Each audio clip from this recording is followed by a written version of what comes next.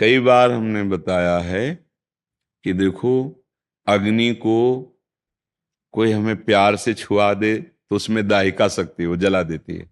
या हम भूल से छू लें, या हम गुस्सा से छू लें, या हम कुभाव से छू लें, उसमें दाहिका शक्ति है, वो अपना काम करेगी, वो तुम्हें जलाएगी। विष में मारण शक्ति है, प्यार से पी लो, व्यवहार में पिला दे, दुश्मनी में पिला दे, या आप रूस के पी लो, उसमें मारण शक्ति वो मारेगी।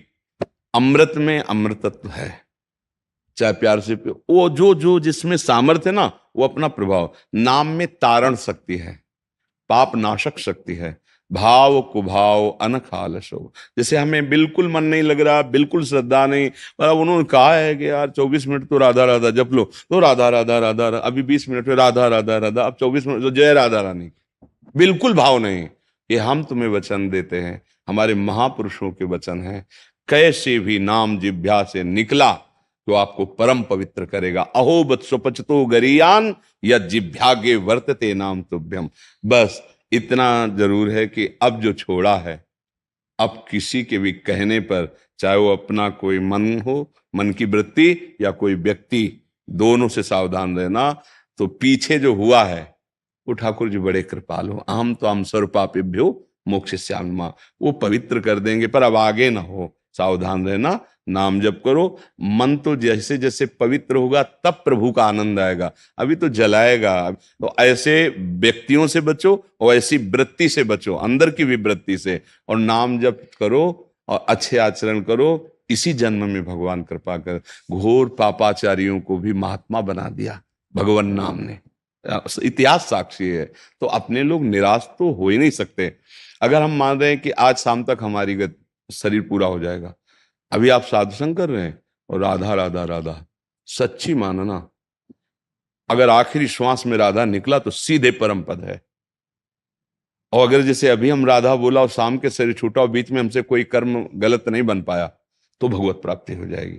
इसीलिए जैसे कोई मरणासन में है ना, वो घंटा 2 घंटा 4 घंटा बाद भी मरे, पर आप सुना दें उसे राधा राधा, तो उसके द्वारा कोई असत क्रिया नहीं हो सकती, क्योंकि मरणासन में वो भगवत प्राप्ति। नाम देखो प्रमाण सहित है।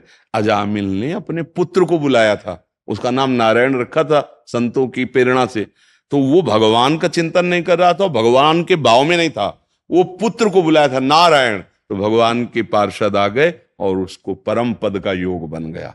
पुत्र के बहाने नारायण पुकारने से पर, तो आप तो जानबूझ के ले रहे हो राधा राधा नाम, आपका कल्याण नहीं होगा कैसे।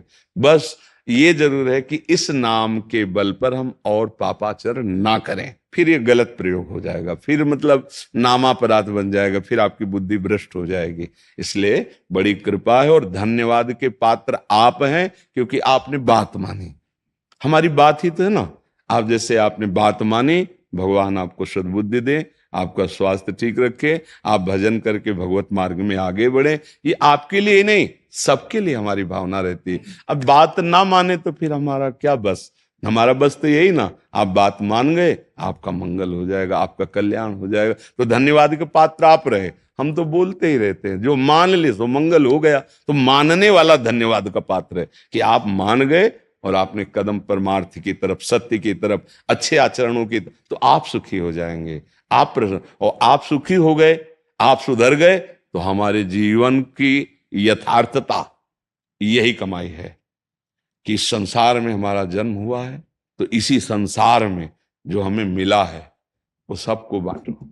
बांट के एक दीपक से अगर करोड़ दीपक जल गए तो पहले वाले दीपक में कोई फर्क पड़ता है क्या? बस अब ये हमारा जो भाव है वो आप स्वीकार करेंगे तभी आप पर काम करेगा। ये वो नहीं कि ये वो ले लो जाओ, ये आप स्वीकार करें। वचनम करिष्ये तव में काम होना शुरू हो गया। बोले आशीर्वाद दीजिए, कृपा कीजिए, ये सब फालतू की बातें हैं। आप बात मानिए, उसी में आशीर्वाद छुपा हुआ है, उसी में कृपा छुपी हुई है। अपने आप आपको अनुभव देखो, आज आप हमारे सामने बैठे हो, लेकिन कल आप हमसे मिले तो नहीं थे, हमारी बात ही तो माने। तो बात मानने में दम है। आप हमारे पास रहो, हमारी बात ना मानो तो कोई बात नहीं है, कोई बात नहीं। आप बात मान रहे, हजारों कोस दूर हैं, तो देखो आप दुर्गुणों से ऊपर उठ रहे हैं। तो इसलिए धन्यवाद के वो सब पात्र हैं जो बात मानते हैं, शास्त्र की बात मानते हैं, भगवान की बात मानते हैं, संतों की बात मानते हैं। निश्चित परम मंगल होगा, निश्चित।